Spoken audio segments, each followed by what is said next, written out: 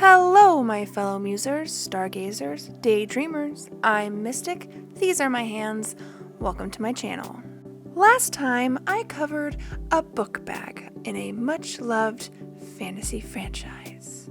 This time, I'm going to cover a bookcase in several much-loved fantasy franchises. Anyone else noticing a theme? Nerds unite, or untie, as I originally typoed it as. An explanation, my best friend got married. What do you mean that has nothing to do with what I just said? It's obvious, isn't it?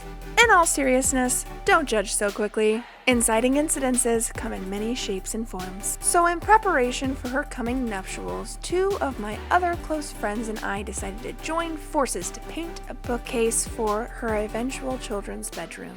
So we set off on a journey to discover how we should paint said bookcase. This is a picture of what it originally looked like. So what we ended up deciding was to take the puzzle piece sides of it and paint on each one a different child-friendly show or movie from a fandom that she loves. There are 6, so 2 per person.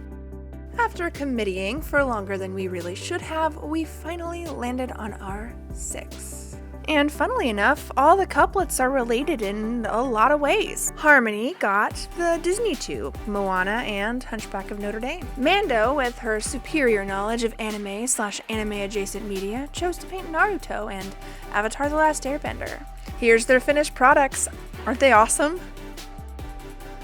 Which left me with the 2 that are least alike aesthetically, but most alike in content.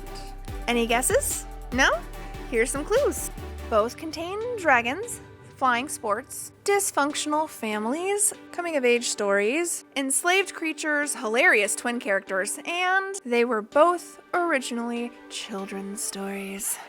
So, since we have 2 book-to-movie adaptations on our hands, how about we do a double feature of Adaptation Wars with Mystic, the part of the show where Mystic comes out to voice completely subjective opinions. First, I'll compare each book to film separately, talk about the biggest differences and whether they worked as a whole. Then we'll pit all 4 stories against each other gladiator style. He's a friend from work. To see who has the best story as a whole. Yes, I know I'm a nerd. Let's get to it. If you guessed How to Train Your Dragon, congratulations, here's a cookie. You're gonna have to use your imagination though. This puzzle piece I decided to keep simple, since I knew the other side was gonna be kind of a lot, as you'll see later. So I went with a silhouette art, and used the shape of Toothless and the Light Fury to paint a beautiful ocean with Toothless as the sunset and his Light Fury as the sunrise. Just a quick warning, every painting, as well as most humans, have an awkward halfway point. You know, where they get glasses and braces and won't stop talking about horses. But eventually this piece does get there, I promise. It's just gotta get through puberty, but it gets there.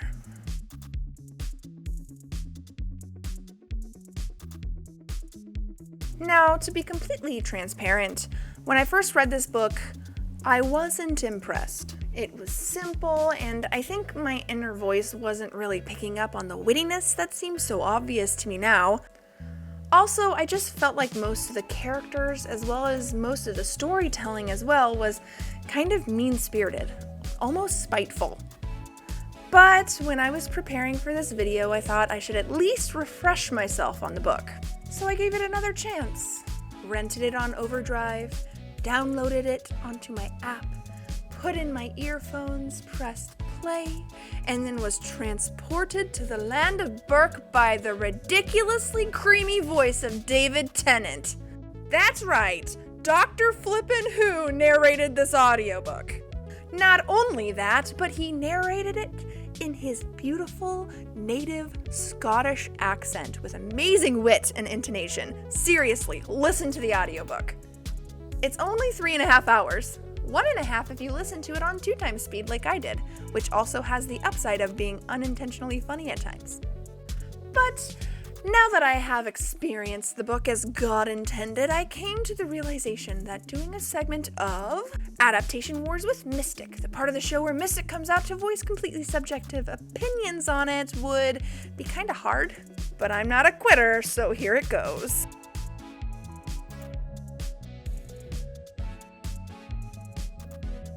The DreamWorks films and original books are so completely disparate that it's almost impossible to compare them at all. During this section, I would usually point out the biggest differences and talk about why the film writers took that route and how it adds to the story, but if I did that, it would sound a bit like this.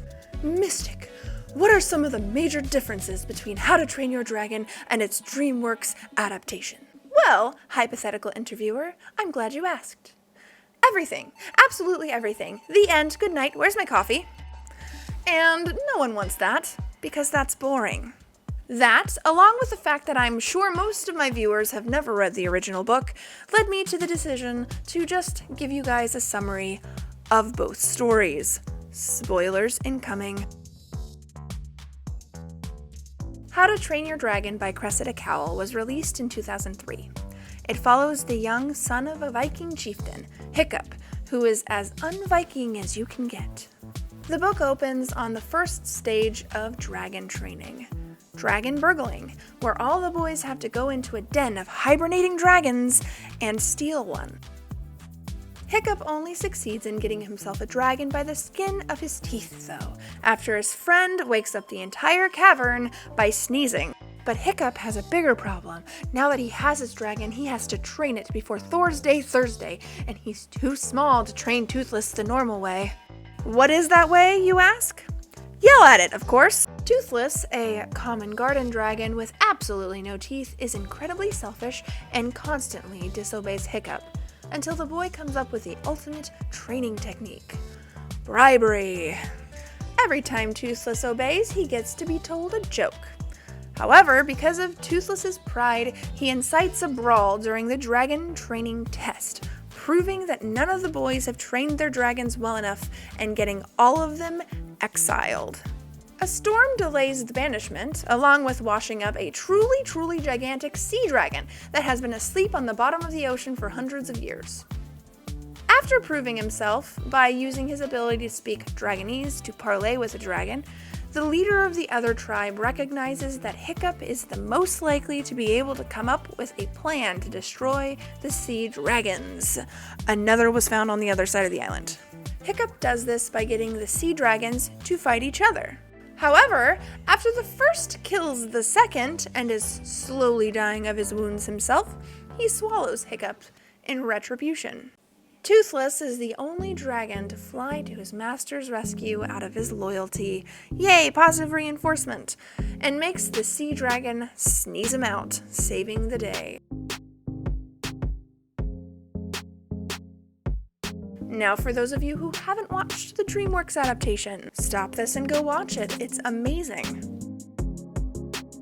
Hiccup is an un-Viking son of a chieftain, and is constantly attempting to prove himself by trying to kill his first dragon. When he finally succeeds in capturing one and crippling it in the process, he finds that he can't kill him, and sets about trying to give him his mobility back by training him and using his intelligence to learn more about dragons in general.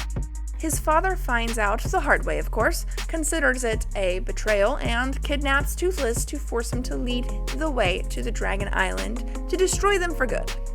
This goes just about as well as you'd imagine, but does force Hiccup to save the day by using everything he's learned about dragons to beat the big bad.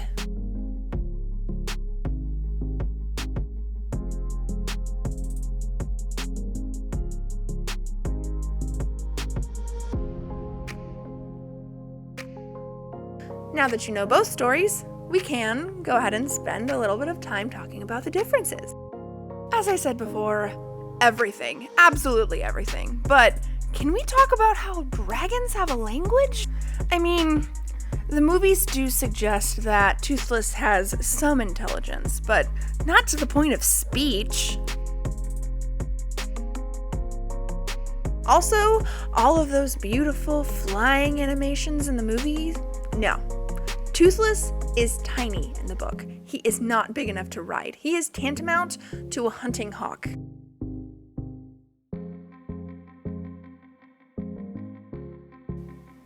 Lastly, guys, something I just need to get off my chest. In the movies, Hiccup is 16. In the books, he's 10. So those of you who are mad that Astrid isn't in the books, it'd be kind of awkward to have a 10-year-old and a romance subplot.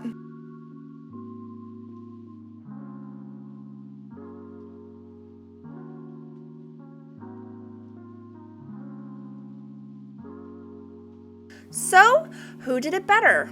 Well, neither and kind of both. The book is made for very young children. The writing is simple and there's no side plots or secondary character development. It's lean so that the children that it's written for can enjoy the story without having to deal with a lot of details, which is what it needs to be. In the world of film, there are two types of adaptation. On one hand, we have Lord of the Rings, Narnia, Aragon, and Dune, whose film crews take the source material and do their best to tell the story word for word to some extent. Some work, some don't. I'm looking at you, Aragon. This form of adaptation works really well for stories that already have a following, because the film crew know there's already a built-in fan base. However, it also comes with added scrutiny, as you'll see in the second part of this video, because those people who already love the story will make it their mission to find and pick apart every single change you made and make entire articles or YouTube videos talking about why you're wrong in doing them. This, kids, is what is commonly referred to as foreshadowing. On the other hand, we have adaptations like Stardust, Howl's Moving Castle, Cats, and Shrek, whose film writers, or playwrights in Cat's case, read a book and got inspired. These books do tend to be less well-known than the others, which in turn gives the movie makers more wiggle room to change the story as they see fit. Almost like they're saying, yeah, that was a great story and all, but what if we changed something about it? Just make it different. I like to call these films spiritual adaptations. They aren't meant to be a remake. They're meant to add, to give us a little glimpse into another dimension, to show us how a world we admired on the page could evolve into a beautiful journey on screen. Not wrong, just different. Except for Cats 2019, of course, that thing needs to be jettisoned into a singularity. In conclusion, How to Train Your Dragon and the DreamWorks films are a beautiful symbiotic relationship, and one isn't better or worse than the other.